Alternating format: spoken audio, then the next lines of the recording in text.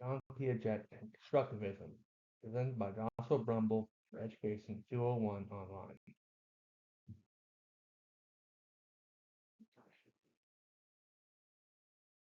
Born in 1896 and dying in 1980, John Piaget was a Swiss psychologist who shaped developmental psychology in the 20th century through his studies with children and their learning abilities. For over 3 years, from 1919 to 1921, Piaget devised and administered reading tests for children at the Sorbonne University in Paris, France. In 1936, Piaget published his first work in understanding children's development, The Origins of Intelligence in Children. In this book, Piaget first introduced his theory of cognitive development, which served as the foundation for understanding child development at this time.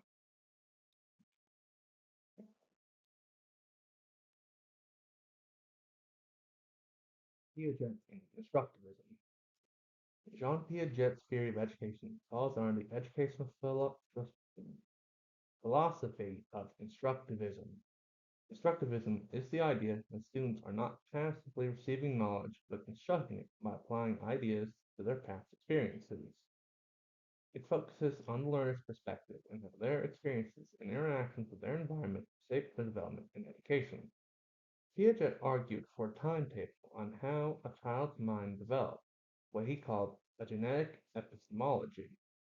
In accordance with this, Piaget introduced the idea of the stages of cognitive development, which would serve as the focus for his studies in children's development and education.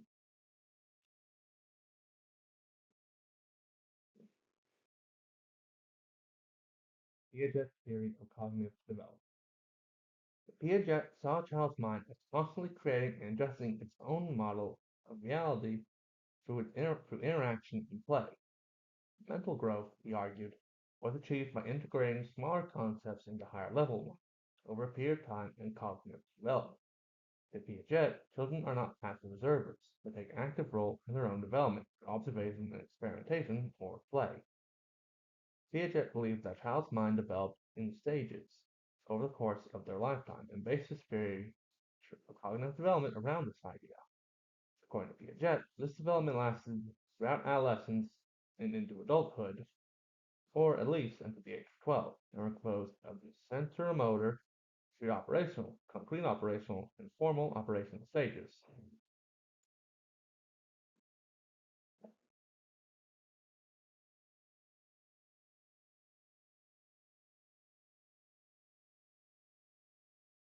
Stages of cognitive development, stages 1 to 2, sensory-motor, and pre-operational. The sensory-motor stages last two years, as child learns through action and observation through physical exploration. Concepts such as object permanence develop during this time, as well as the understanding of cause and effect. For example, a child will understand that just because they cannot see a cup of water does not mean the cup is not still in their general area. The sensory-motor stage is followed by a pre-operation stage, which lasts 5 years from ages 2 to 7, as children learn to use words and pictures to represent objects. Children at the pre-operational stage are generally egocentric and have an undeveloped sense of empathy. They struggle to understand the perspectives of others or how to grasp social interactions.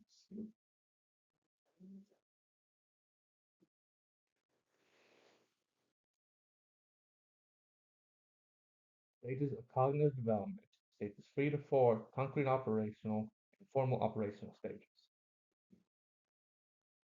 The concrete operational stage lasts for 4 years from ages 7 to 11, as children develop more concrete learning patterns and logical thinking. They understand concepts like conservation of matter and using inductive logic.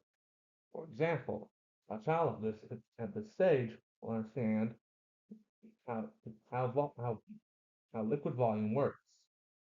That just that a short and wide cup can hold the same amount of water as a tall and thin one. This stage is followed by the formal operational stage, which lasts from ages 12 to adulthood. At this final stage, the learner begins to think abstractly and use deductive reasoning. From this age forward, learners begin understanding hypothetical problems, as well as abstract concepts such as ethics, morals, and social and philosophical issues.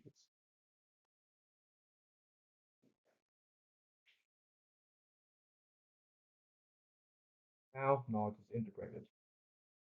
Piaget proposed cognitive development was a qualitative change dependent on time and learning ability that similarly occurred in four stages: schema, assimilation, accommodation, and equilibrium.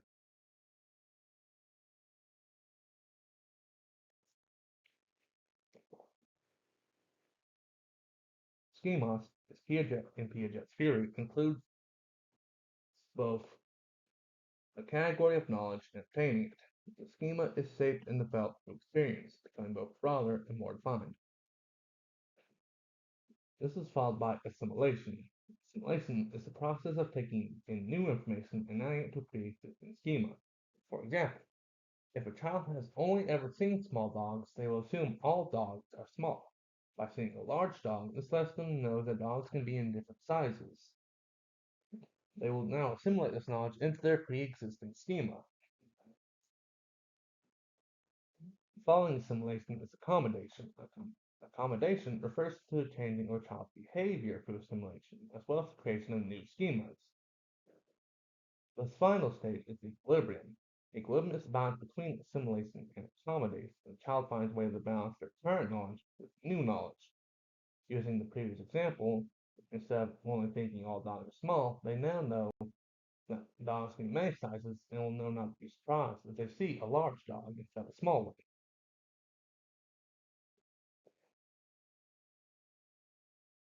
The benefits of Piaget's theories.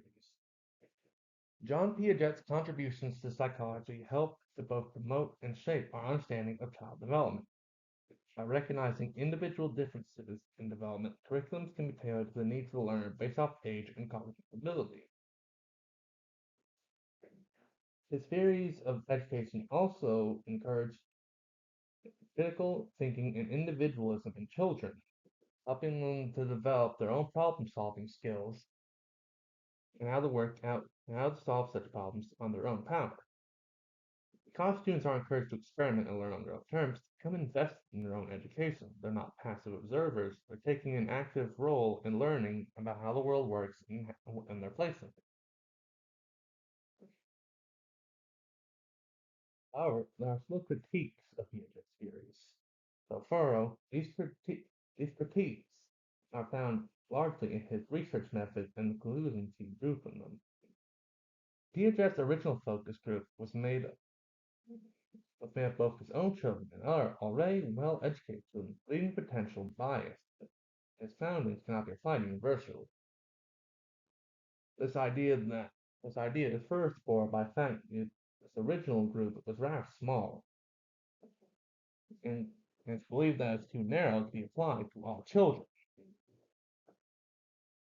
Similarly, replications of his experiments have found that not everyone reaches the fourth stage of development, even in adults, some of whom still struggle with abstract concepts. There are also accusations that Piaget underestimated the intelligence of children and put too much focus on the idea of egocentrism at a young age. Some studies have found that children, even at this young age, are still capable of social interaction and understanding the perspectives of others.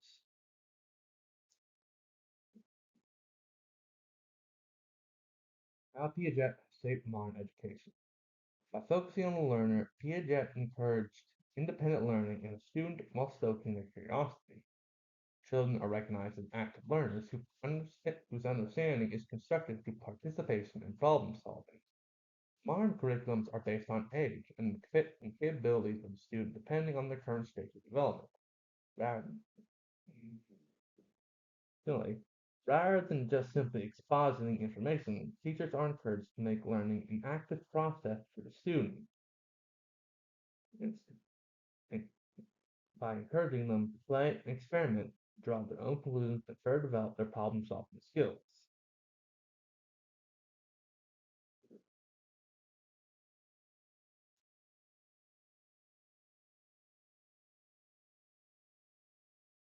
Overview of Piaget. John Piaget's contribution to psychology established the foundation for our understanding of a children's development. His stages of cognitive development established the basis of how children develop and how age-based curriculum should be designed. His theories encourage active participation and push students to take an active experimental role in their own education. Teachers, meanwhile, are encouraged to help students and develop their cognitive and critical thinking skills rather than simply recite information. However, such theories do not apply to all students and balance with other possible approaches to education.